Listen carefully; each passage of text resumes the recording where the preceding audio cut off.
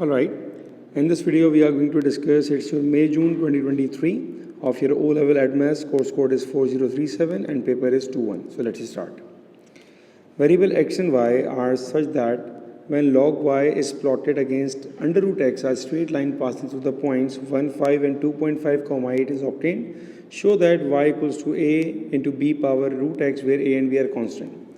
तो क्वेश्चन में आपसे कुछ ऐसी बात कह रहा है कि अगर आप एक लाइन बनाते किसके बीच में x पे कौन है y पे कौन है, x y पर है आपके पास log y और x पर है अंडर रूट x, तो आपके पास एक लाइन बन जाती है और जिसके पॉइंट्स मेरे पास होते 1,5 एंड 2.5, 8।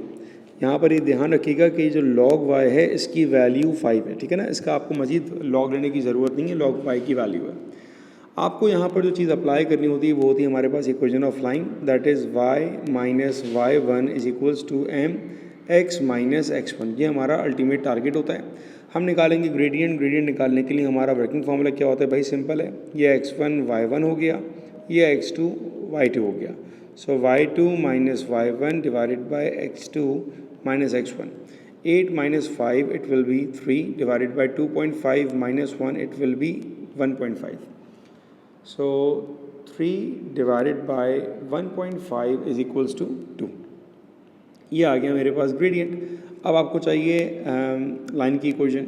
अब हमने क्या करना है, वैल्यू प्लग इन करनी है इसमें। सो y माइनस, लेट सपोज जो पॉइंट मैं पिक कर रहा हूँ वो मैंने पहला वाला पॉइंट ले लिया, ठीक है।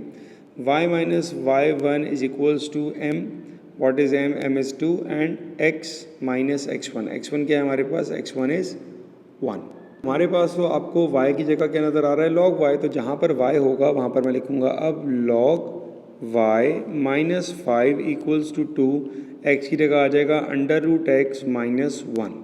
और अब मैंने इसको सिंप्लीफाई करना है, तो ये आएगा log y is equals to 2 under root x minus 2 plus 5, 2 under root x minus 2 plus 5 is plus 3, और ये आ जाएगा मेरे पास log y। हमें अपनी इक्वेशन को इस फॉर्म में ला के देना है, ठीक है, y equals to a b root x. ये मालूम है कि log की हमारे पास बेस क्या होती है, LG की बेस हमारे पास 10 होती है, तो हम log फॉर्म को कन्वर्ट करते हैं इंडेक्स फॉर्म में, तो y is equals to 10 to the power 2 under root x plus 2 under root x, 2 under root x plus 3।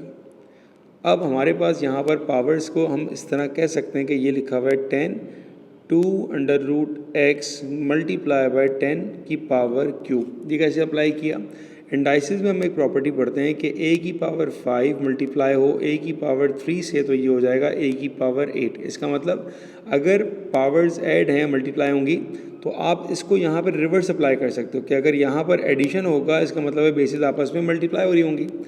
10 की पावर क्यूब हमारे पास हो जाएगी 1000 multiply with 10 to the power 2 under root x. इसको compare करते हैं, अभी भी देखें थोड़ा सा आंसर और मॉडिफाई होगा क्योंकि यहाँ पे खाली अंडर रूट एक्स है, ठीक है।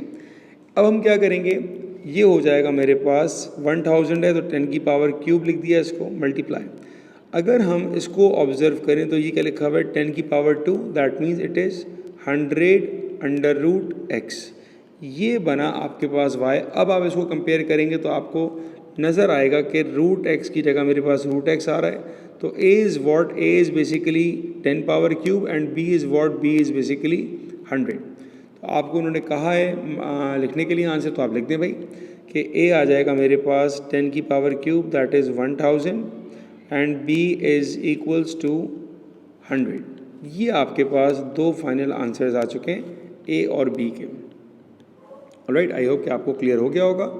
Next one, the function g is defined for from 0 to 180 as g of x is equals to 2 plus 4 cos x, ठीक है। on the axis below draw the graph of y equals to gx। सबसे पहली बात कि आपका graph का axis of curve क्या है, 2 है, सही है, 2 से स्टार्ट होगा। इसकी मैक्सिमम वैल्यू क्या होगी, इसका एम्पलीट्यूड मेरे पास क्या है बेटा, इसका एम्पलीट्यूड मेरे पास है 4, ठीक है। एक्सिस ऑफ कर्व क्या है मेरे पास 2, तो हाईएस्ट वैल्यू क्या आएगी मेरे पास, इन दोनों को माइनस किया तो क्या आंसर आया 6, that is the highest value. इनको माइनस किया तो क्या आंसर आया 2, that will be the lowest value.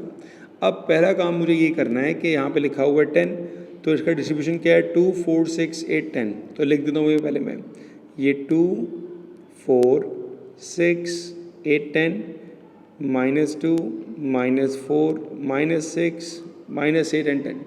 अब आपके पास जो हाईएस्ट वैल्यू आ रही है वो आ रही है हमारे पास 6। तो मेरा ग्राफ इसको क्रॉस नहीं कर सकता, ठीक है ना। मैं लाइन ड्रॉ कर रहा हूँ कि मेरा ग्राफ इसको क्रॉस नहीं कर सकता। और लोवेस्ट वैल्यू मेरे पास कितनी आ रही थी, 4 - 2, 2। मेरा ग्राफ इसके बीच में होगा। ये जो ग्रीन लाइन मैंने बनाई हैं ये सिर्फ ऑप्शनल है, आपको बनाने की ऐसी ज़रूरत नहीं है, मैं आपको समझाऊंगा तो बना रहे हैं। अब आपके पास कॉस का बिहेवियर क्या होता है, ठीक है ना।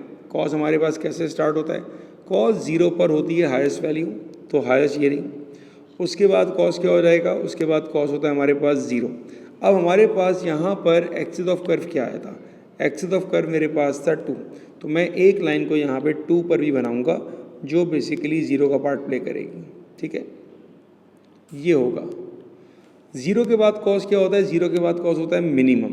तो 0 वाली वैल्यू कहीं मेरे पास यहाँ लाई कर रही होगी, ठीक है। और यहाँ पे मेरे पास लोवेस्ट वैल्यू होगी 30 पर, तो ये आएगी मेरे पास लोवेस्ट वैल्यू। उसके बाद एक वैल्यू बीच में यहाँ आ रही होगी 60 पर, क्या होगा, तो highest, lowest, 0, lowest, axis of curve and then again highest. तो 60 पर जो पॉइंट होगा मेरे पास वो दोबारा यहाँ पर आएगा, ठीक है। उसके बाद क्या होगा, एक वैल्यू यहाँ पर होगी, फिर एक वैल्यू यहाँ पर आएगी, फिर एक वैल्यू यहाँ पर, एक वैल्यू यहाँ पर। तो मेरे पास जो पॉइंट्स बनेंगे वो पॉइंट्स मेरे पास ऐसे बन जाएंगे। ये आ गया। अब आपने यहाँ पर कॉस का ग्राफ प्लॉट करना है, तो ये मेरे पास कुछ ऐसा बन जाएगा। ये एक कर्व आ गया एंड देन ये मेरे पास दूसरा कर्व आ गया। 1 मिनट।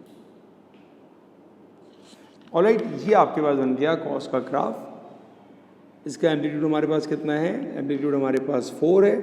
और इसका पीरियड क्या होगा, अब देखें ये 120 पर आपको 2 बार नज़र आ गया, तो 360 पर आपको ये 4 बार नज़र आ जाएगा, ठीक है। State the amplitude of graph ji. Amplitude मैंने आपको बताया था कितना होगा, 4 हो जाएगा। पीरियड निकालने को भी कह दिया। अच्छा जी, अगर आपको कभी पीरियड निकालने का मसला हो, मैं बहुत ही आसान फार्मूला बताऊंगा आपको, इस नंबर को फोकस करें, ठीक है ना। देखिए पीरियड का मतलब क्या होता है, पीरियड का हमारे पास फार्मूला होता है period is equals to 360 divided by b. यहाँ पर बी क्या होता है, हम लिखते हैं ना a cos bx प्लस सी। तो ये जो हमारे पास अल्फ़ाबेट होता है ना, ये होता है हमारे पास b, जिसको मैंने ऊपर हाईलाइट भी कराया था, वो था हमारे पास 6। तो आपने क्या किया, सिंपल प्लेस किया, 360 डिवाइडेड बाय 6 आपको दिया हुआ है and that is equals to 60। इसका मतलब हर 60 पर आपको एक कॉस कंप्लीट नज़र आएगा, जो कि आपको नज़र भी आ रहा है, हर 60 पे कॉस नज़र आ रहा है। ये आंसर है। Next one, question number 3। Diagram shows y equals to hx where hx equals to x plus a square b plus cx। a b and c are integers, the curve meets the x axis at point -2 0 नज़र आ गया हमें 1.5 and the y axis at point 0,12, ये point भी नज़र आ गया। Find the values of a b and c। Alright, तो ये मेरे पास एक क्यूबिक ग्राफ की ग्राफ चल रहा है, ठीक है ना। क्यूबिक ग्राफ का ग्राफ है मेरे पास x की वैल्यू क्या है, मेरे पास x की वैल्यू आ रही है -2 और x की वैल्यू आ रही है मेरे पास 1.5। राइट, तो अब आप ये देखेंगे हमारे पास x कहाँ कट कर रहा है, 2 पर, -2 है, तो हम कहेंगे भाई ये हो जाएगा x इक्वल्स टू -2, -2 वहाँ जाएगा तो ये हो जाएगा +2। तो x + 2 = 0, ये हमारे पास फैक्टर बन रहा है। लेकिन क्योंकि ये हमारे पास कर्व के ऊपर टेंजेंट है, तो ये यहाँ पर 2 कर्व आ रहे होंगे, 2 पॉइंट्स आ रहे होंगे। कैसे पता लगा, ग्राफ हमारे पास क्यूबिक का चल रहा है, तो ग्राफ में हमारे पास 3 x इंटरसेप्ट होंगे। तो हम ये कहेंगे कि ये बराबर हो जाएगा x + 2 whole square equal to 0, ठीक है ना। क्योंकि यहाँ पे हमारे पास 2 इक्वल रूट्स लाई कर रहे होंगे। तो अगर हम इसको इससे कंपेयर करेंगे तो हमारे पास a की वैल्यू तो नज़र आ जाएगी, that a is equals to 2। मैं लिख भी रहा हूँ उसकी जगह के x + a² से कंपेयर किया, so we got a equals to 2। ये हमारा पहला अननोन आ गया। दूसरी हमारे पास वैल्यू क्या आ रही है x की 1.5, तो हम लिखेंगे भाई x is equals to 1.5 x - 1.5 equals to 0, जिसको हम कह सकते हैं x - 3/2 इक्वल्स टू 0। अगर हम एलसीएम लें तो ये आएगा 2x - 3 इज इक्वल्स टू 0, ठीक है। अब अगर इसको हम कंपेयर करें इसके साथ, ठीक है, लिख के दिखा रहा हूँ। पहले ये लिखा है 2x - 3, इसको कंपेयर किया cx + b, तो आपको नज़र आएगा कि c की वैल्यू हो जाएगी हमारे पास 2 और b हो जाएगा हमारे पास -3। अब ये फाइनल है कि नहीं है, इसको डिसाइड कौन करेगा? इसको डिसाइड करेगा आपका पॉइंट वाई इंटरसेप्ट का जो हमारे पास है 0, 12। अब हम अपनी वैल्यूज़ को ज़रा प्लग इन करते हैं, तो हमारे पास क्या बनेगा? x प्लस a की जगह आ जाएगा 2 होल स्क्वायर, b की जगह आया -3 प्लस c की जगह आया 2x, ठीक है, इज इक्वल्स टू आपका वाई इंटरसेप्ट क्या था? वाई इंटरसेप्ट हमारे पास है 12। तो जब मैंने यहाँ पर वाई इंटरसेप्ट को प्लग इन किया उस वक्त मेरे पास x की वैल्यू होनी चाहिए 0। तो जहाँ पर भी x है वहाँ पर हम 0 प्लेस करेंगे। तो ये हो गया हमारे पास 0 और ये हो गया हमारे पास 0।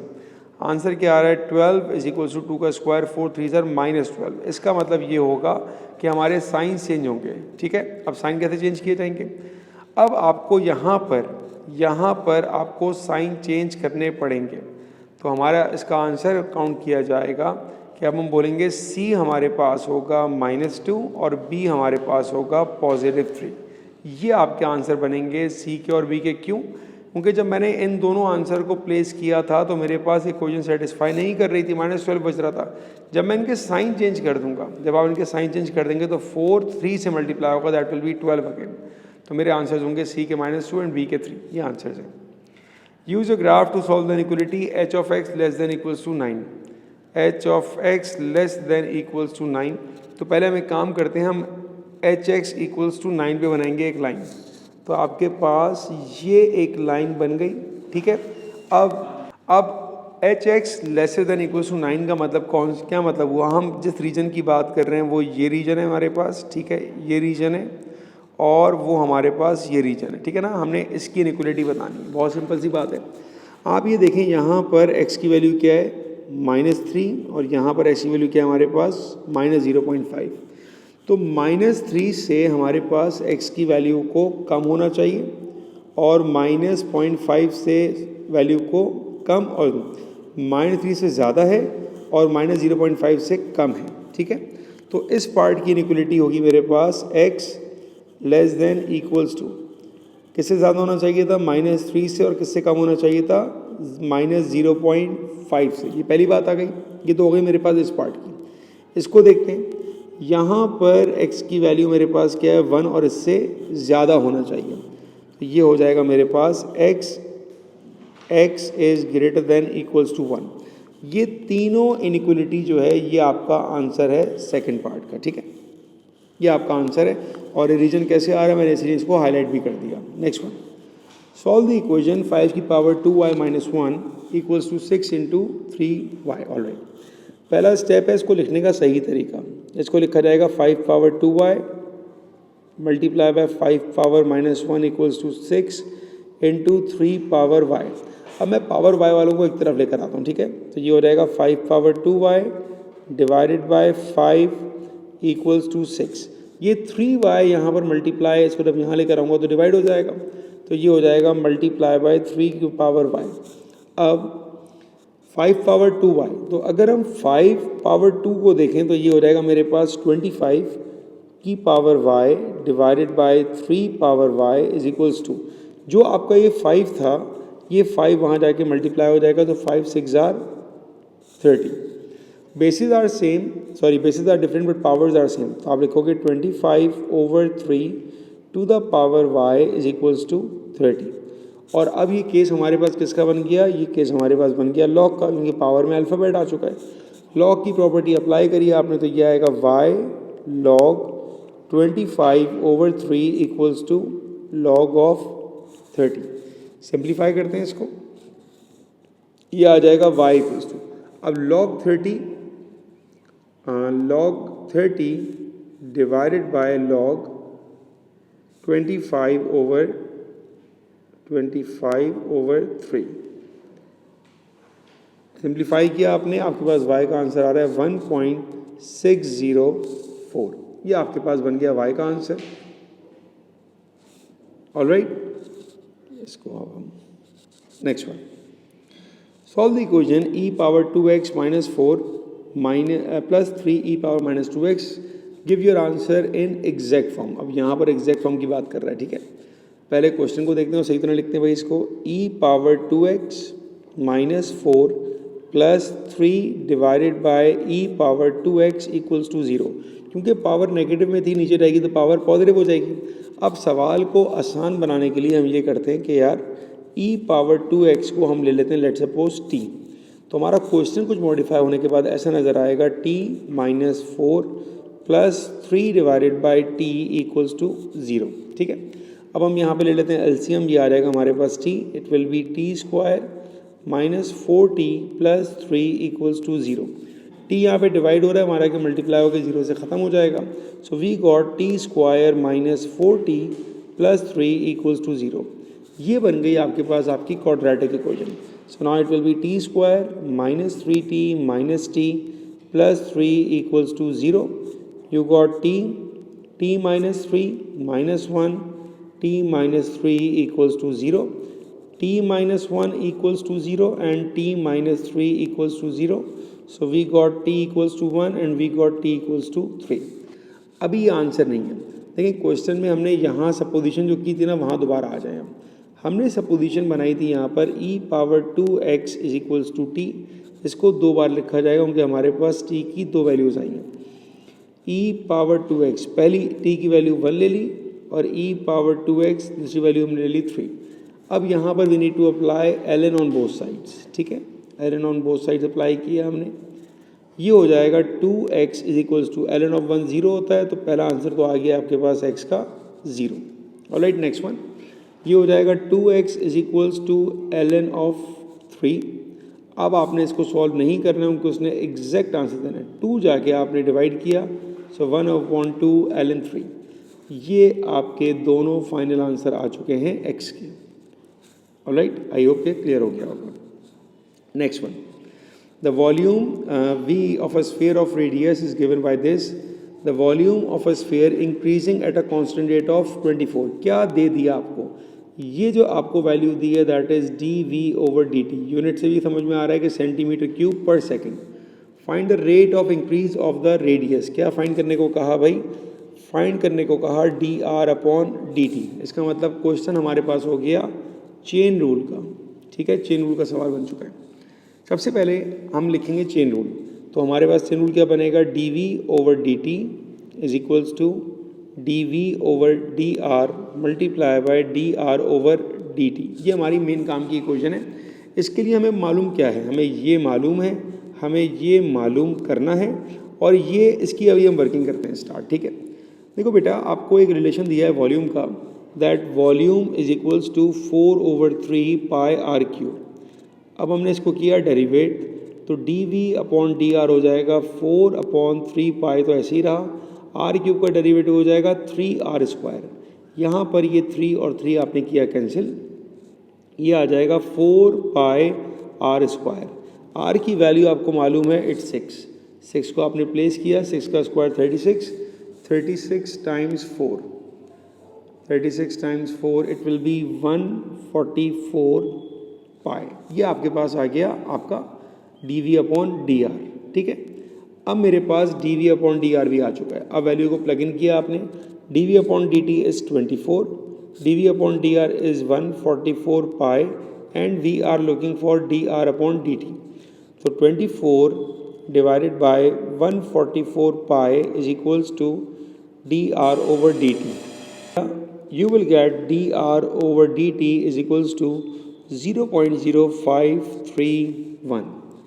ये आपके पास आ गया dr/dt का आंसर जो आपको फाइंड आउट करने को कहा था।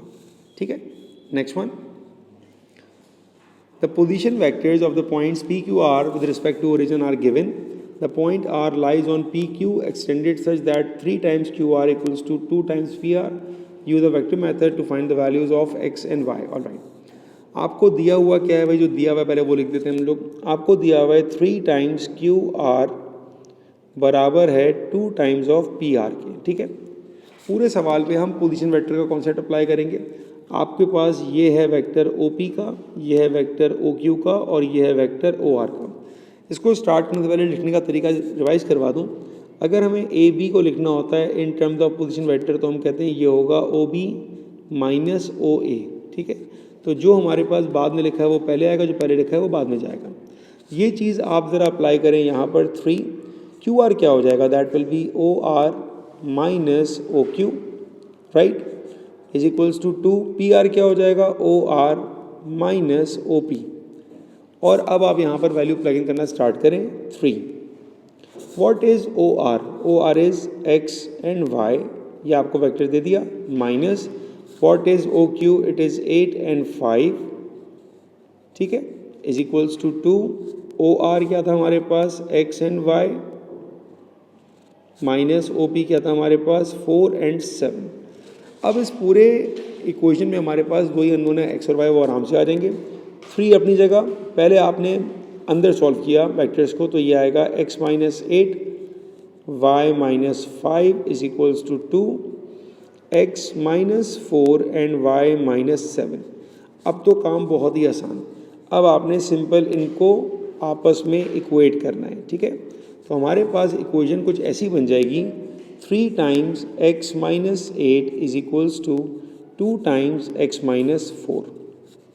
सिंप्लीफाई किया, 3x minus 24 is equals to 2x minus 2 4s are 8, 3x minus 2x, it will be x is equals to 8 plus 24. So the value for x is equals to 16. ये आपके पास आ गया x का सिंपल सा answer. जैसे हमने x को equate किया, बिल्कुल वैसे ही हम लोग y के लिए काम करेंगे। तो y के लिए हम इस पूरे को इक्वेट करेंगे, ठीक है। ये ना भूलिएगा कि इनसे 3 और 2 अभी भी मल्टीप्लाई होंगे, और ये वर्किंग मैं आपको यहीं करके दिखा रहा हूँ, ठीक है। तो ये हो जाएगा 3 times y minus 5 is equals to 2 times y minus 7, brackets multiply, 3y minus 15 equals to 2y minus 14, 3y minus 2y, y minus 14 plus 15, it will be 1। ये आपके पास आंसर आ गया y का, ठीक है। ये आंसर है। Next one, you are given that I is a unit vector, due east, and j is a unit vector due north. 3 vectors a, b and c are in the same horizontal plane as I, j and are such that a plus b equals to c. The magnitude and bearing of a are 5 and 210. The magnitude and bearing of c are 10 and 330. Find a and c in terms of I and j. आसान तरीन सवाल, कैसे? देखिए बेटा, अगर मैं बात करता हूँ a की, ठीक है ना, ए का आपको मैग्नीट्यूड और ए की आपको बेरिंग पता है, क्योंकि बात बेरिंग की हो रही है तो मुझे थोड़ा सा नॉर्थ को बनाना पड़ जाएगा। अब यहाँ पर ये कह रहा है इट्स 210, तो 210 यहाँ कहीं होगा। तो पहला काम तो हम ये करते हैं कि इसकी बेरिंग को मार्क कर देते हैं कि यार ये हमारे पास ए का पॉइंट होगा, ऐसे कहीं जा रहा होगा, और ये एंगल हमारे पास होगा बेरिंग का, दैट विल बी 210। हमें मालूम है कि यार यहाँ से यहाँ तक का एंगल होता है हमारा 180, तो अगर हम 180 को माइनस कर देंगे तो बेसिकली हमारे पास ये एंगल आ जाएगा, दैट विल बी 30। ऑलराइट, अब मैं अपने काम की फिगर को हाईलाइट करता हूँ। जो मेरे काम का फिगर है वो कुछ ऐसा बन रहा है, ठीक है। ये मेरे पास मेरे काम की फिगर बन गई है। अब आपने क्या करना है भाई, अब आपकी डायरेक्शन ये ए की डायरेक्शन थी, ठीक है ना। आपको मैग्नीट्यूड मालूम था, दैट इज़ 5, मैग्नीट्यूड आ गया मेरे पास 5। अब ये सवाल सिर्फ हमारे पास ट्रिग्नोमेट्री का है, हमें बेसिकली ये x और y निकालना है, ये हमारा काम है, ठीक है। तो पहले हम वर्किंग स्टार्ट करते हैं अपनी x के लिए। तो x क्योंकि हमारे पास एंगल के सामने वाली साइड है, तो एंगल के सामने वाली साइड हमेशा साइन बनती है, तो ये आ जाएगा 5 sine 30 is equals to x। Sine 30 तो 1/2 होता है, तो 5/2 is equals to x।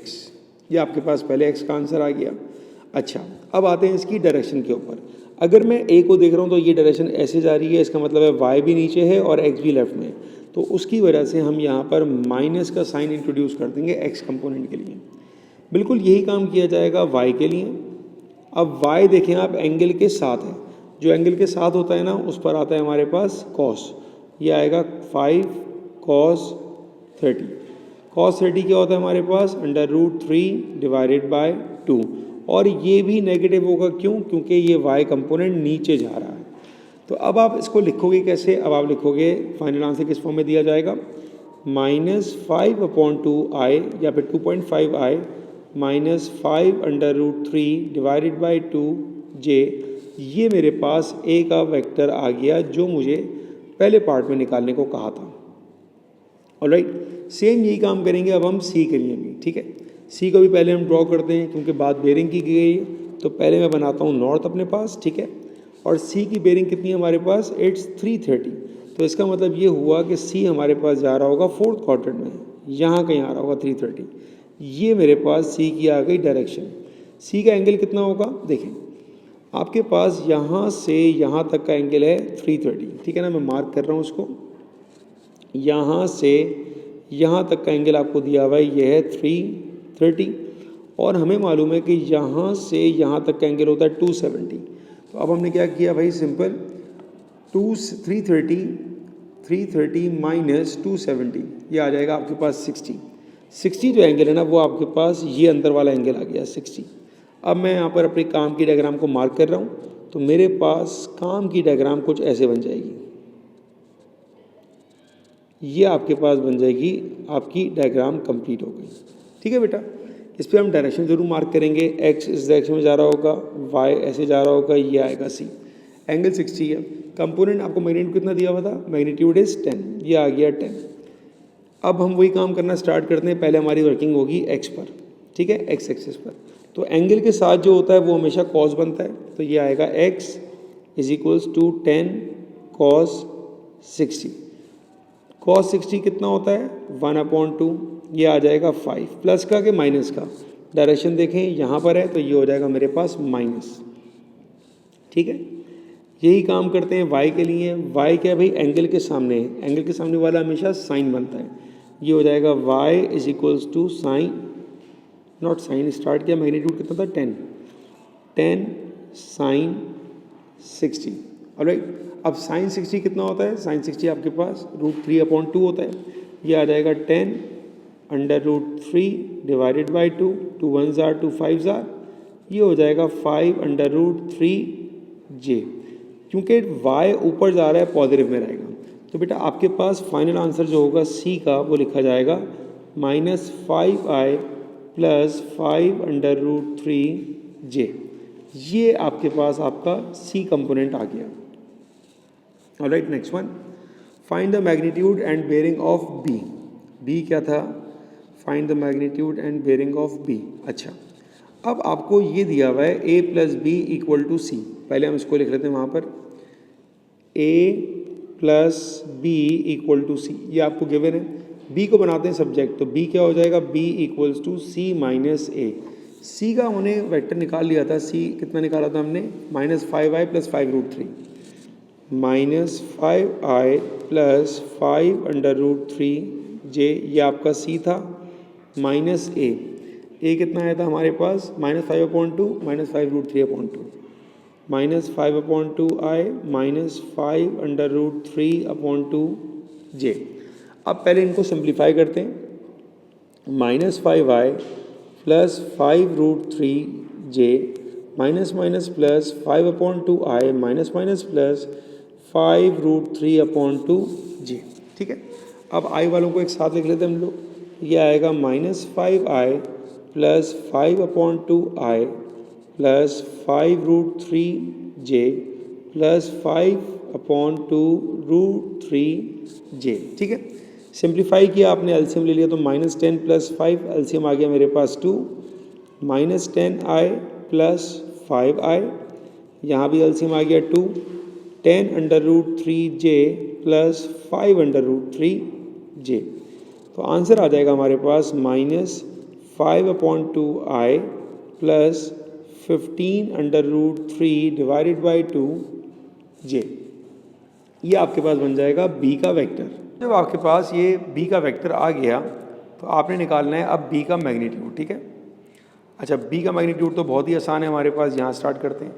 Magnitude का फॉर्मूला क्या होता है, √(x² + y²), ये आएगा -5/2² + 15√3/2²। इसको सिंप्लीफाई करते हैं, -5/2 का स्क्वायर हो जाएगा 25/4 + 15 का स्क्वायर 225, √3 का स्क्वायर 3 और 2 का स्क्वायर 4। सिंप्लीफाई करते हैं इसको, 25/4 + 225 multiply by 3 and divided by 4, ये आ जाएगा मेरे पास 675/4। तो 675/4 + 25/4, ये आ जाएगा हमारे पास अंडर रूट ऑफ 175, ठीक है। रूट ले लेंगे इसका, इट इज़ इक्वल्स टू 13.23। ये क्या आया भाई आपके पास, that is the magnitude of vector B, सही है। अब इसके बाद हमें फाइंड आउट क्या करना है, बेरिंग। बेरिंग के लिए पहला काम क्या करेंगे, आप बी को रफली स्केच करें, ठीक है। तो बेरिंग वाला पार्ट मैं यहीं स्टार्ट करता हूँ। अब आप देखें बेरिंग में बी का कंपोनेंट क्या है, -5/2, तो माइनस कहाँ होगा, माइनस यहाँ होगा, एंड वाई इज़ पॉजिटिव तो वाई यहाँ होगा। तो अगर मैं रफली स्केच करूँ उसका तो -5/2 यहाँ पर आएगा, ठीक है, एंड 15√3/2 यहाँ जाएगा। ये आ गया मेरा वेक्टर बी, और इसका पहले मुझे निकालना पड़ेगा एंगल। ये एंगल मेरे पास है इसका एक्स, ठीक है। अब ये जो माइनस साइन है खाली ग्राफ की रिप्रेजेंटेशन के लिए था, मैंने इसको हटा दिया। अब निकालते हैं इसका एंगल, वो आएगा हमारे पास सिंपल 10 यूज़ करके। बेटा ये आ रहेगा हमारे पास 10x is equals to, opposite क्या है, 15√3 divided by 2 divided by 5/2। Cancel किया, 5 1 ज़ार 5, 3 ज़ार 3√3। तो अब ये बन जाएगा हमारे पास 10 inverse of 3√3, that is equals to 79.11, ठीक है ना। तो आपके पास एंगल आ गया x, ये वाला एंगल आ गया 79.11।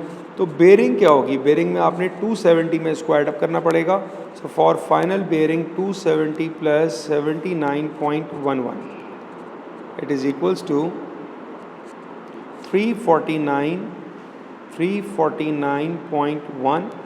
ये बना आपका बेरिंग का आंसर, ठीक है। ये आ गया बेरिंग। तो आपके पास ये बेरिंग हो गया, और ये हो गया आर का मैग्नीट्यूड, वो कहाँ गया हमारे पास 13.3, ये आ गया, ठीक है बेटा। ये निकालने को कहा था। Next one, question number 7 from the topic integration. Diagram shows the curve and the line, find the area of the shaded region. तो सिंपल काम क्या करना है, you need to integrate it and then apply limits. तो आपके पास curve की equation है y, बल्कि मैं इसको और ऊपर से स्टार्ट करता हूँ, y is equals to 6x minus x square, ठीक है। आपने इंटीग्रेट करना स्टार्ट किया तो इंटीग्रेट का मैंने साइन लगा दिया। ये आ जाएगा 6x square divided by 2 minus x cube divided by 3। और आपकी लिमिट्स क्या हैं, फ्रॉम 0 to 5, सिंप्लीफाई करेंगे इसको। So we got 3x square minus x cube upon 3। अब आपने यहाँ पर अपनी लिमिट्स को अप्लाई करना स्टार्ट करना है। तो पहले हमारे पास आएगी upper limit, upper is 5, 3x square, x की जगह 5 माइनस x की जगह 5 क्यूब अपॉन 3, ठीक है। लोअर लिमिट 0 है, उसको लिखने की ज़रूरत नहीं, वो 0 ही कर देगा हमारे पास। 5 का स्क्वायर 25, 25 3 ज़ार 75 माइनस 5 का cube is 125 divided by 3। So इसको सिंप्लीफाई कर लेते हैं हम लोग। 125 divided by 3 and 75 minus answer, so that is equals to 33.34। ये जो आपके पास एरिया है, ये आया एरिया अंडर द कर्व, ठीक है। अगर हम डायग्राम में देखें इसको तो भाई ये पूरा एरिया हम निकाल चुके हैं, ठीक है। ये एरिया हमारे पास आ चुका है। अब ये जो हमारे पास शेप बन रहा है, इट्स बेसिकली अ ट्राइंगल, और ट्राइंगल का हमारे पास वर्किंग फार्मूला क्या होता है भाई, area of a triangle is 1/2 base into height. अब बेस और हाइट क्या है, बेस हमारे पास 5 है और हाइट भी हमारे पास 5 है। क्यों भाई, ये कह रहा है कि इस पॉइंट पर x और y बराबर हैं। तो अगर यहाँ पर x मेरा 5 है तो यहाँ पर मेरा y भी 5 होगा, इसलिए दोनों बराबर कर दिए। और ये इक्वल आ जाएगा 25/2, दैट इज़ इक्वल्स टू 12.5। जब हमारे पास दोनों एरिया आ गए तो फाइनली हमको निकालना है area of the shaded part. उसके लिए क्या करना है भाई, बड़ा एरिया कितना आया था 33.34 माइनस 12.5, माइनस कर देते हैं इसको 12.5, दैट इज़ इक्वल्स टू 20.83। ये बन गया आपका area of the shaded reason जो आपसे क्वेश्चन में पूछा है, right. Next part, find the integration of 1/2x minus 6 power cube plus cos x। अच्छा जी, सबसे पहले देखें, ऑब्जर्व करें, पावर क्यूब है तो उसको ऊपर लेके जाना पड़ेगा। ये हो जाएगा इंटीग्रल ऑफ 2x माइनस 6 ऊपर जाएगा तो ये आएगा -3 plus integral of cos x and dx दोनों के साथ, ठीक है, dx दोनों के साथ। ऑलराइट, अब आपने इसको इंटीग्रेट किया, ये बनेगा 2x minus 6 minus 3 plus 1 -2 divided by -2, और फंक्शन का डेरिवेटिव 2 भी तो आएगा, ये 2 ये वाला आ रहा है, ठीक है, प्लस cos का इंटीग्रल sin x, ये आपने इसको इंटीग्रेट कर दिया। सिंप्लीफाई कर लेते हैं इसको, it is 2x minus 6 power -2 divided by -4 plus sin x, और एक और चीज़ प्लस c लिखना आपने नहीं भूलना, एक मार्क आपका कट होता है, ठीक है ना, ये आंसर हो गया। Fine integral of x square plus 1 whole square divided by 2x। Alright, सबसे पहली बात आपने क्या करना है, आपने इसको सिंप्लीफाई करना है, ठीक है। तो सिंप्लीफिकेशन मैं अलग से स्टार्ट करता हूँ, x4 plus 1 whole square, identity expand करी, a square plus 2ab plus b square, a की जगह क्या आएगा आपके पास, it will be x power 4 and b is आपके पास 1। अब ये आ जाएगा आपके पास x power 8 plus 2x4 plus 1। इसका मतलब जिसको हमने इंटीग्रेट करना है वो क्या है, x power 8 plus 2x4 plus 1 divided bye 2x। Alright, अब सेपरेशन ऑफ एलसीएम करते हैं, मतलब ये 2x को सबके साथ लिखें, 2x इसके साथ भी आएगा, 2x4 डिवाइडेड बाई 2x यहाँ भी आएगा, 1 डिवाइडेड बाई 2x यहाँ भी आएगा, ठीक है, और इस पूरे के साथ dx लिखा हुआ है हमारे पास। अब इसको सिंप्लीफाई करना स्टार्ट करते हैं बेटा। तो हमने देखा कि भाई 2 से 2 कैंसिल हुआ, x की पावर एक कैंसिल हो रही है, इंटीग्रल ऑफ ये बन जाएगा आपके पास 1/2 x power 7 plus x power 4 plus 1/2, और इसको मैं लिख रहा हूँ 1/x, ऐसे लिख दिया मैंने इसको, ठीक है। अब इस पर इंटीग्रेट का साइन अप्लाई कर रहे हैं, तीनों को साथ साथ अप्लाई कर दिया, ठीक है ना। अब इंटीग्रेशन स्टार्ट करते हैं, ये हो जाएगा 1/2, x7 का इंटीग्रल क्या हो जाएगा, x8 divided by 8 plus x4 का इंटीग्रल क्या हो जाएगा, x5 डिवाइडेड बाई 5 प्लस 1/2। अब यहाँ पर ये बात आपको याद होनी चाहिए कि 1/x का इंटीग्रल हमारे पास होता है ln x, ठीक है, और क्योंकि कोई लिमिट मुझे नज़र नहीं आ रही है तो अब यहाँ पर आएगा मेरे पास c। अब सिंप्लीफाई कर लें, x8 divided by 16, x5 divided by 5 plus 1/2 ln x plus c, ये आपका बन गया फाइनल आंसर। ऑलराइट, ये बन गया मेरा आंसर। क्लियर हो गया। तो यहाँ पर आपको याद रखना है कि यहाँ पर ये ln x की इंटीग्रेशन बन रही है। एक यहाँ पर मिस्टेक हुई है, क्या, ये x कैंसिल होके x पावर क्यूब बनेगा, ये x पावर क्यूब होगा, ठीक है ना, ये x पावर क्यूब होगा, क्यूब के बाद ये वाली पावर x की 4 हो जाएगी। ये आपका आंसर हो गया। Next one, question number 8, diagram shows a graph of y equals to fx where f is defined by this function, given that f is a 1-to-1 function, find the domain and range of f inverse of x। Right, अब यहाँ पर आपको निकालनी है domain and range of f inverse. मैं थोड़ी सी चीज़ें recall कराऊंगा आपको। हमारे पास एक होता है फंक्शन और एक होता है हमारे पास फंक्शन का इन्वर्स, ठीक है। जो फंक्शन में डोमेन होती है वो बेसिकली इन्वर्स की रेंज बनती है, ठीक है, और जो फंक्शन की रेंज है वो इन्वर्स की डोमेन है, ठीक है बेटा। अब इसमें आसान सी चीज़ हमें कौन सी पता है, हमें फंक्शन की डोमेन पता है। तो अगर मैं इन्वर्स की f इन्वर्स की रेंज लिख रहा हूँ, f इन्वर्स की रेंज लिख रहा हूँ, तो वो मेरे पास क्या आ जाएगी, that will B 0 f inverse and 3। ये मैंने कोई अनोखा काम नहीं किया, मैंने उठा के इसको सिंपल यहाँ रख दिया। क्यों? क्योंकि जो फंक्शन की डोमेन है वो इन्वर्स की रेंज है। ये हो गई पहली बात।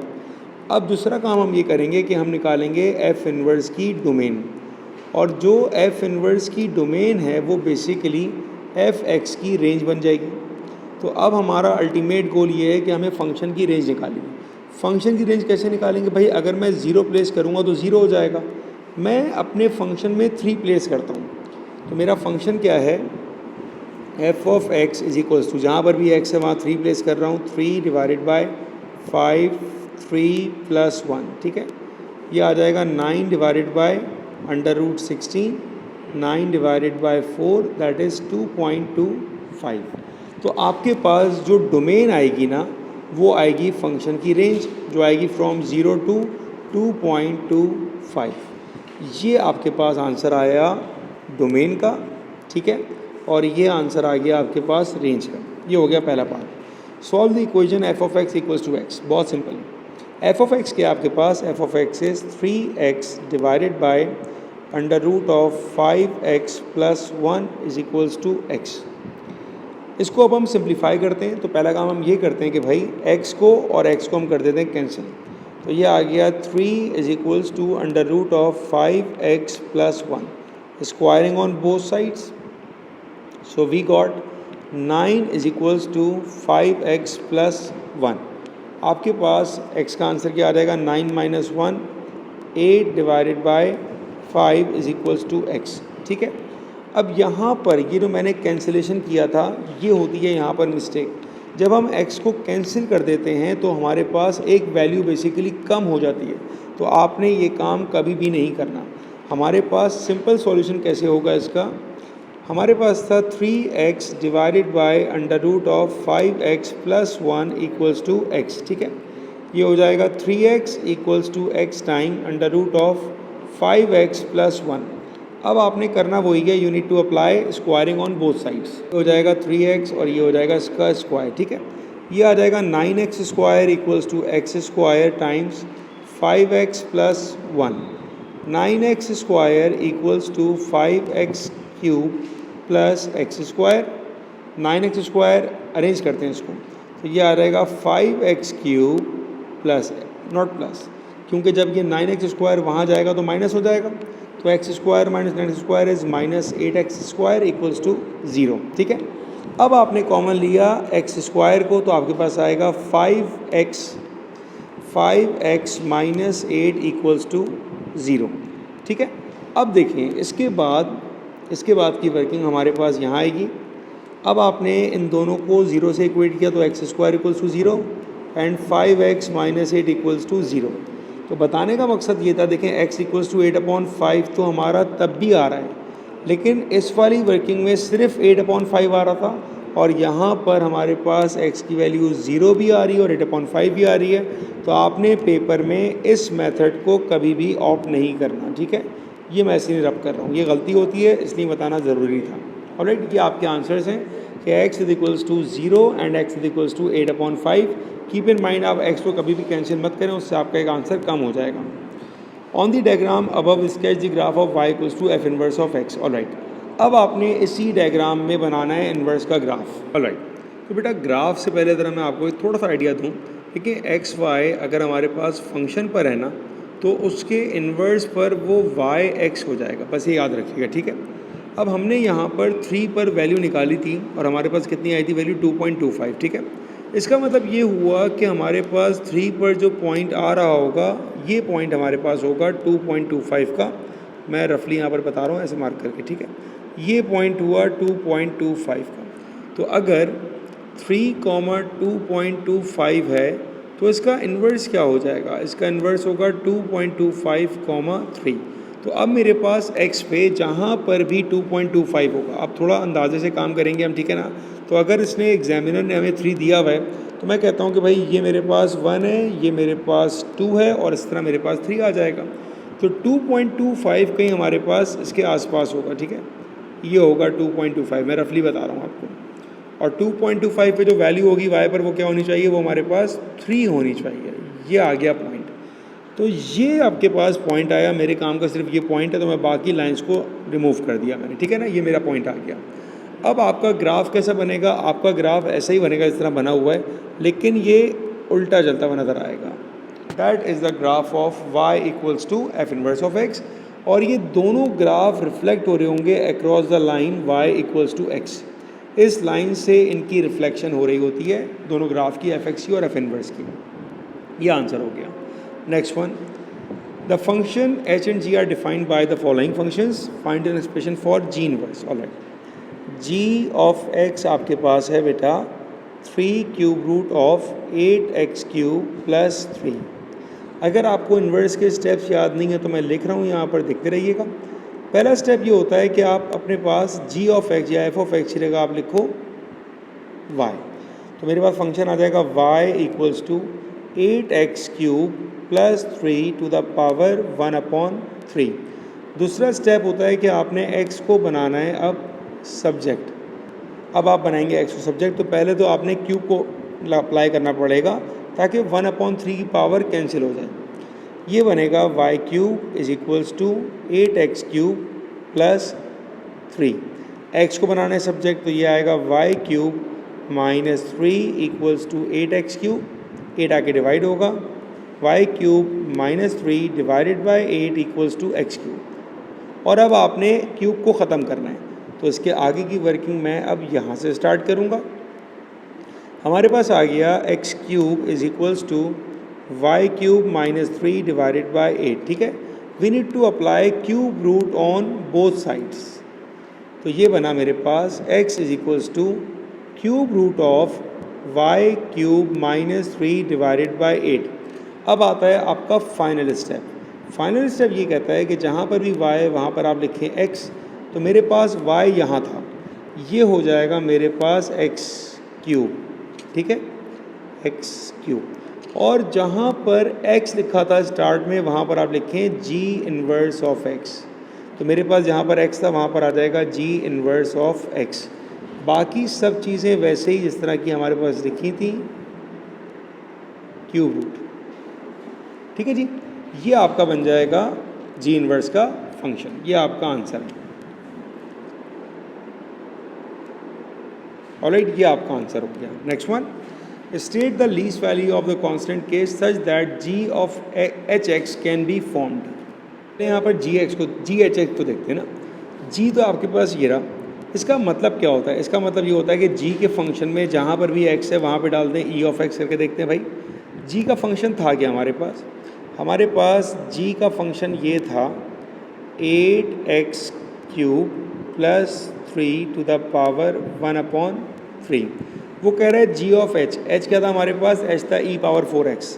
तो जहाँ पर भी x है वहाँ पर अगर मैं लिख दूँ e power 4x, g h of x is equals to 8 cube plus 3 power 1/3। ठीक है, और x की जगह क्या लिखना है हमने? e की पावर 4x, e की पावर 4x। अब ये आपसे क्या पूछ रहा है? Find the least value. कम से कम वैल्यू क्या हो कि भाई हमारा फंक्शन बन जाएगा।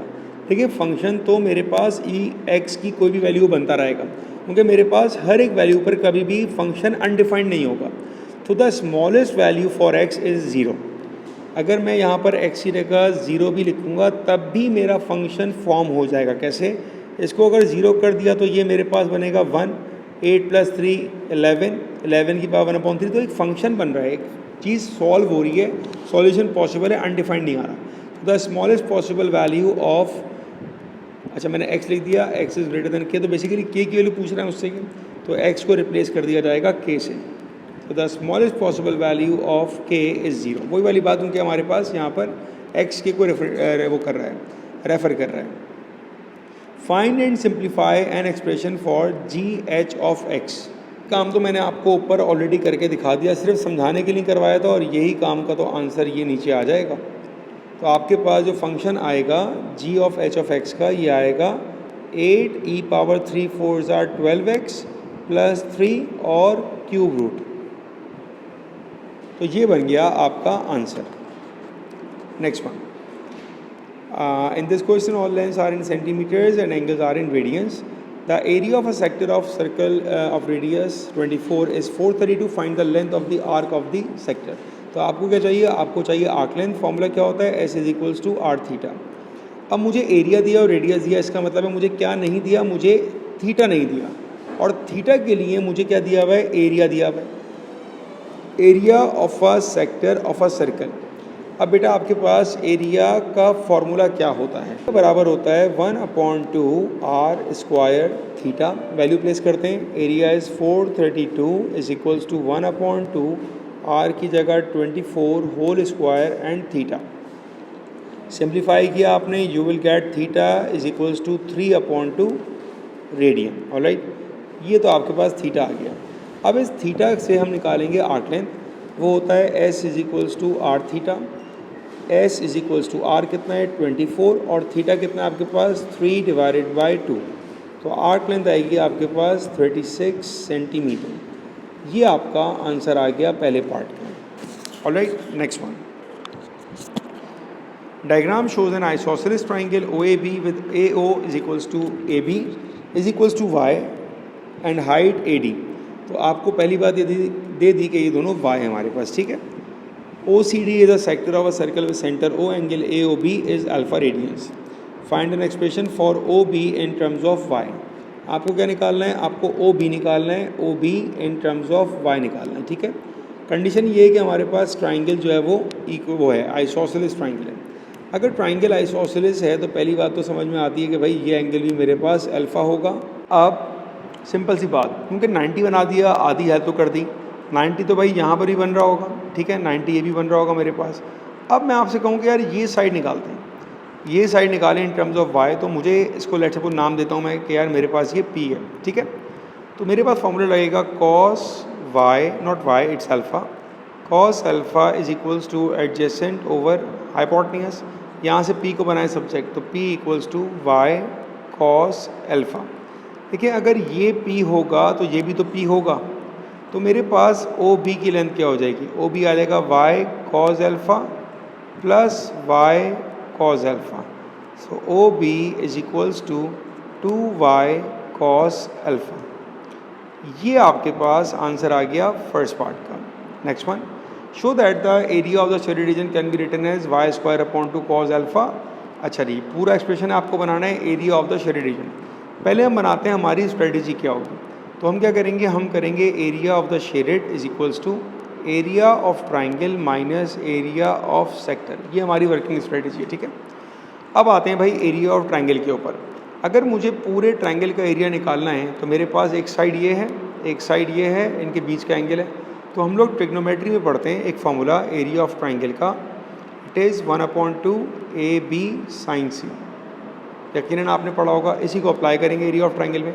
तो ये आएगा मेरे पास 1/2, एक साइड है मेरे पास 2y cos अल्फ़ा जो निकाली थी, एक साइड मेरे पास है y, और इन दोनों के बीच का एंगल क्या है मेरे पास साइन अल्फ़ा। ये आ गया area of triangle minus area of sector. Area of sector क्या होता है 1/2 r स्क्वायर, r क्या है मेरे पास r स्क्वायर अल्फ़ा। अब ये सेक्टर का रेडियस जो है ना, ये हमें देखना पड़ेगा, क्योंकि हमें यहाँ पर दिया हुआ है कि A से लेके O की लेंथ और A से लेके B की लेंथ y, मतलब ये पूरी लेंथ y है मेरे पास, ठीक है ना। इन शॉर्ट मेरे पास ये जो रेडियस है दैट इज़ बेसिकली p। तो मेरा रेडियस यहाँ पे p है, ठीक है। 1/2 r स्क्वायर, r क्या है भाई p square and alpha. p की वैल्यू क्या आई थी हमारे पास y cos अल्फ़ा। सिंप्लीफाई करते हैं, 1/2 ये आ गया मेरे पास 2y square cos alpha sin alpha minus 1/2 y square cos square alpha into alpha. अब सिंप्लीफाई कर सकते हैं हम लोग इसको मज़ीद, कैसे भाई 1/2, बल्कि मैं तो कहूँगा एक काम ये करेंगे, हम कॉमन निकाल लेते हैं। अब कॉमन हमारे पास क्या क्या आ रहा है, कॉमन को ज़रा मार्क करना स्टार्ट करते हैं। मेरे पास कॉमन जो आ रहा है उसमें cos अल्फ़ा आ सकता है, उसमें y आ सकता है, उसमें और वहाँ से और तो कुछ नहीं आ रहा ना कॉमन हमारे पास। अब मैं कॉमन निकाल रहा हूँ, ठीक है। अब कॉमन निकालना स्टार्ट करते हैं।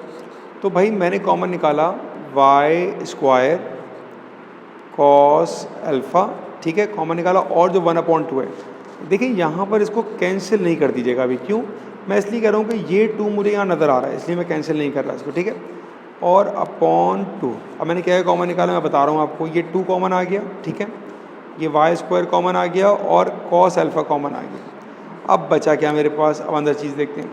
अंदर मेरे पास बचेगा 2 sine alpha minus cos alpha था, तो अल्फ़ा इंटू cos अल्फ़ा, ये मेरे पास बचेगा।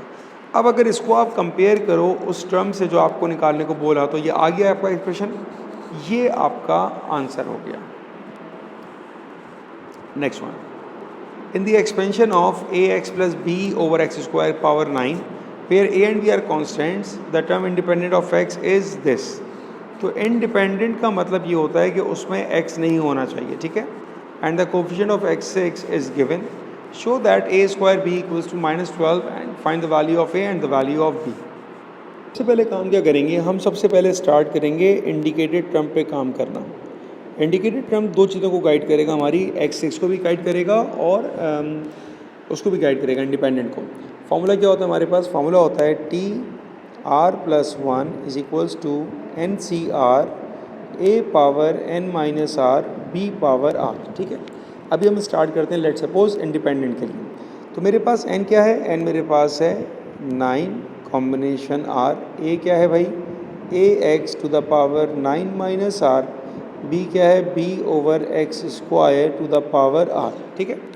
अब हम यहाँ पर सिर्फ और सिर्फ हमारा अल्टीमेट गोल है, हम उन पावर्स को गैदर करें जहाँ पर हमारे पास r आ रहा है, x की पावर्स को, ठीक है।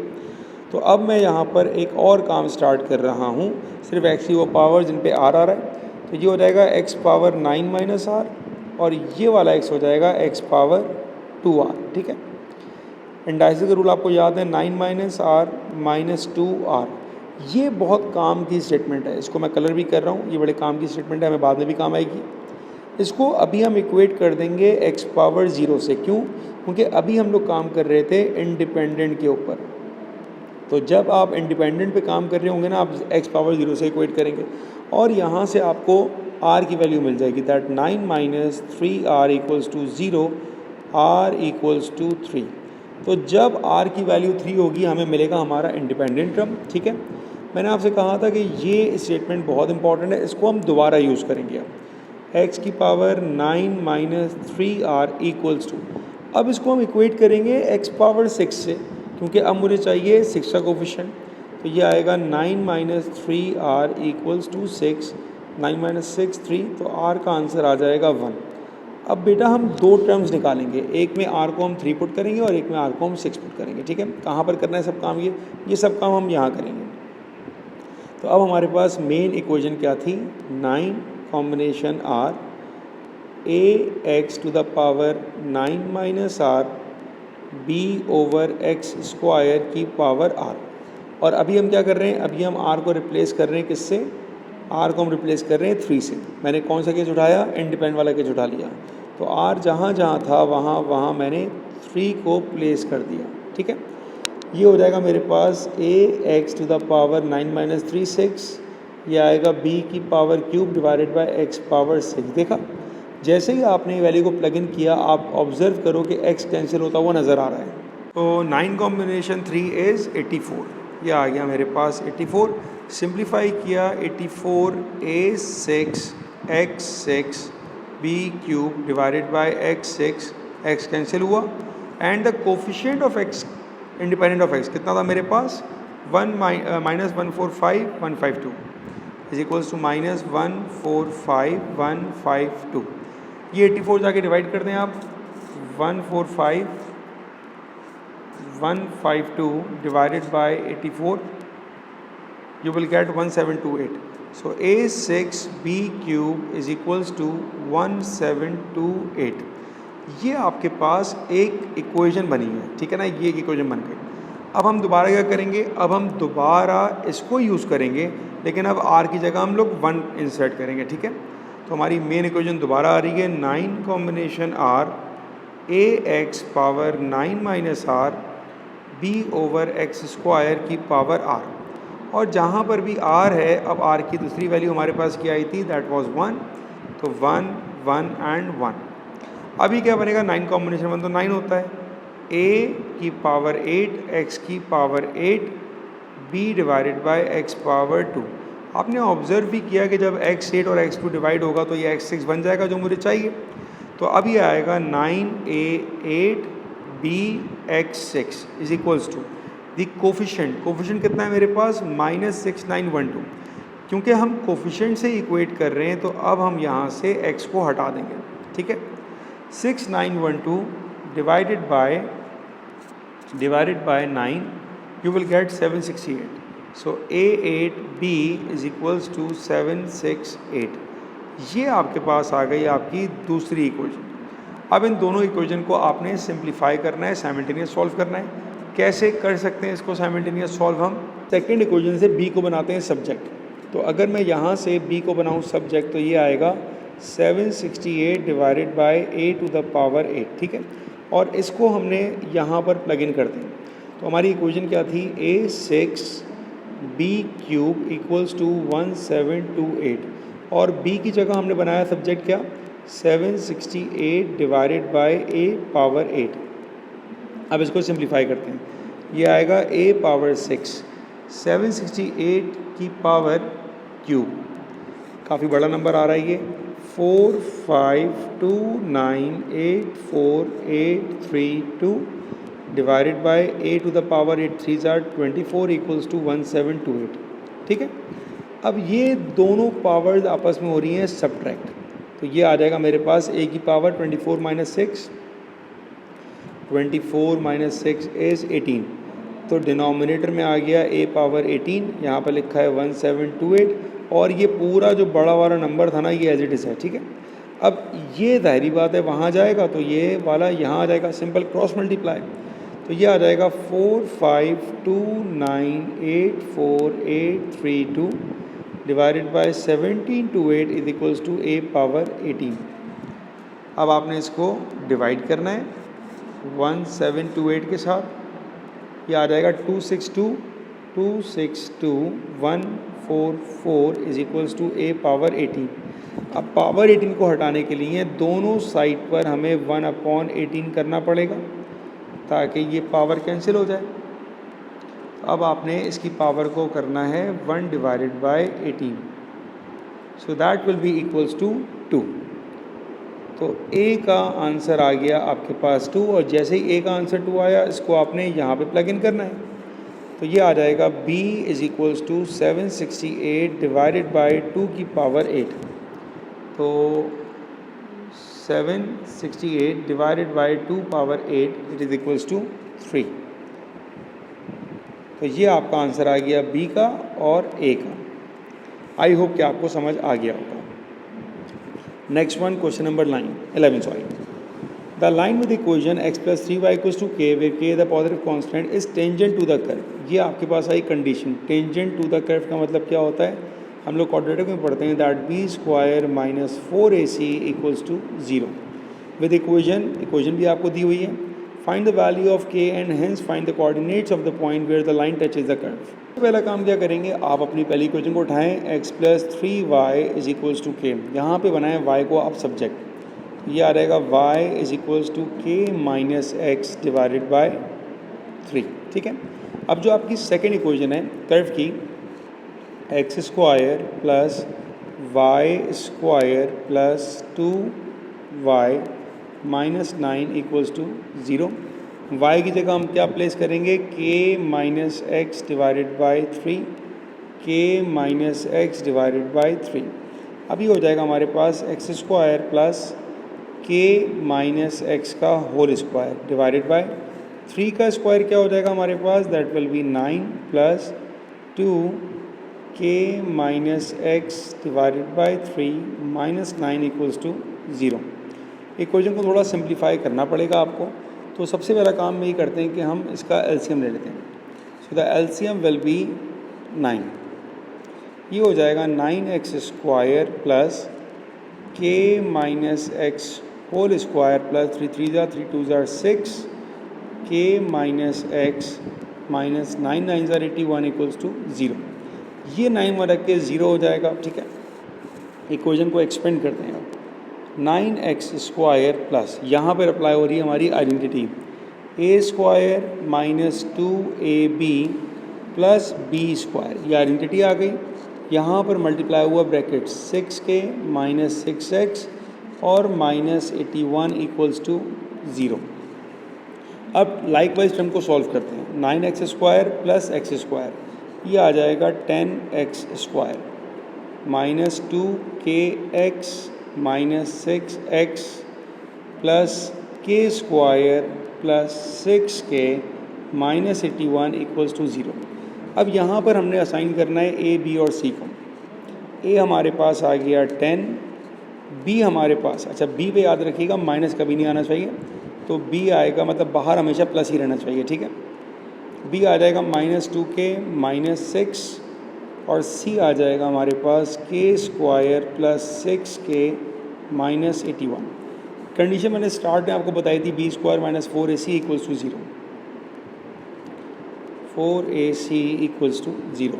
बी स्क्वायर क्या है, बी की जगह आ जाएगा -2k minus 6 whole square minus 4, A is what 10 and C is what K square plus 6k minus 81 equals to 0। पहली वाली आप लगाएंगे आइडेंटिटी, अब दोनों साइन नेगेटिव की आइडेंटिटी हो जाएगी पॉजिटिव की।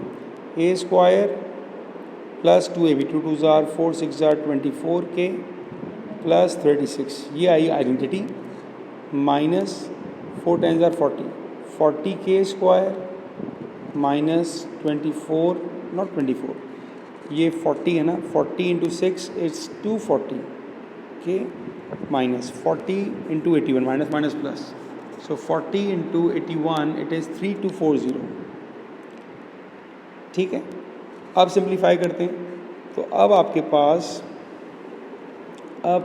पास ए सही है, हाँ ए हमारे पास हाँ सही है।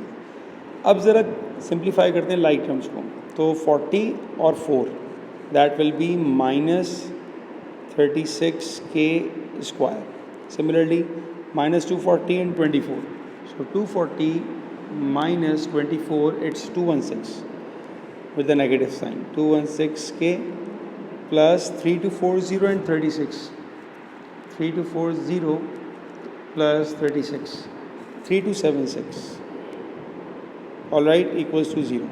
सबके साइन चेंज कर दें, 36k square plus 216k minus 3276 equals to 0 बन गई क्वाड्रेटिक। इसको हम सिंपल कैलकुलेटर में सॉल्व कर लेंगे अब, राइट। इससे पहले मेरा ख्याल है हमने एक नंबर मिस कर दिया, ये हमारे पास 3240 और 36। आपके पास सॉल्व करने के बाद के दो आंसर्स आ रहे हैं, एक के का आंसर आ रहा है हमारे पास 7, कैलकुलेटर सॉल्व किया मैंने, ठीक है, और एक के का आंसर आ रहा है हमारे पास -13, दो आंसर्स आ रहे हैं। अच्छा जी, आपने कौन सा लेना है भाई, के बारे में कहा है के इज़ अ पॉजिटिव कांस्टेंट, तो हम यहाँ पर फाइनलाइज करेंगे के की वैल्यू 7। ये तो हो गई हमारी के तक की कहानी, ठीक है। अब के की कहानी के बाद आगे क्या कह रहा है, यहाँ तक काम कर लिया हमने, and hence find the coordinate of the point where the line touches the curve. अब आपने दोनों का पॉइंट ऑफ इंटरसेक्शन निकालना है, तो कोई इतना मसले की बात नहीं है। हमारे पास दो इक्वेशंस जो आ रही थी उनको हमें सिंप्लीफाई करना है, ठीक है ना। अब मेरे पास इन इक्वेशंस में के की वैल्यू प्लेस कर सकता हूँ मैं, वर्किंग मैं यहीं पे स्टार्ट कर रहा हूँ, के क्या है 7 ना, तो बेटा हमारे पास इक्वेशन क्या हो जाएगी, x plus 3y is equals to 7, ये पहली इक्वेशन आ जाएगी। और दूसरी इक्वेशन हमारे पास लिखिए, तो यहाँ से अब मैं बनाऊँगा सब्जेक्ट x को, x is equals to 7 minus 3y। Confusion ना हो आपको, तो मैं इसके लिए लाइन ज़रूर ड्रॉ कर लेता हूँ ताकि आपको पता हो कि इसका सॉल्यूशन ये चल रहा है, ठीक है ना। ये हमारे पास आ गया साइमल्टेनियस वाला सवाल ना। अब जो आपकी सेकंड इक्वेशन है that is x square plus y square plus 2y minus 9 equals to 0। X की जगह क्या प्लेस किया आपने, एक्स की जगह आ जाएगा अब 7 माइनस 3y। अब यहाँ पर हमने आइडेंटिटी अप्लाई करनी है, 7 का स्क्वायर 49 माइनस 2 3 ज़ार 6 7 ज़ार 42y plus 3y square 9y square plus y square plus 2y minus 9 equals to 0। Simplify कर लें, 9y plus Y 9y square आ जाएगा 10y स्क्वायर, 42y और 2y तो minus 40y, 49 minus 9 40 equal to 0। Equation को directly calculator में डाल रहा हूँ मैं ताकि साइमल्टेनियस से आंसर आ जाए। तो मेरे पास a की वैल्यू क्या है, a is 10 now, B is minus 40 now and C is 40 now, all right। तो मेरे पास y का एक आंसर आ रहा है 2 और दोनों ही आंसर 2 आ रहे हैं, इनफैक्ट हाँ सही है, दोनों ही आंसर 2 आ रहे हैं। जब आपके पास y का आंसर आ गया, उस y के आंसर को आपने प्लग इन करना है। अब इस वाली इक्वेशन में कर देते हैं, ठीक है। तो हमारे पास इक्वेशन थी x equals to 7 minus 3, y की जगह 2, 3 माइनस 2 या रहेगा 1, तो x इक्वल्स टू 1। ऑलराइट, तो आई होप कि आपको समझ आ गया होगा। ये जो काम है ये तो बहुत ही आसान काम था। मेन काम था हमारा k तक पहुंचना, उसके लिए वर्किंग थोड़ी हमारी लंबी थी। ऑलराइट, तो आई थिंक कि हमारा पेपर ख़त्म हो गया ना, आई डोंट थिंक पेपर हमारा ख़त्म हो गया।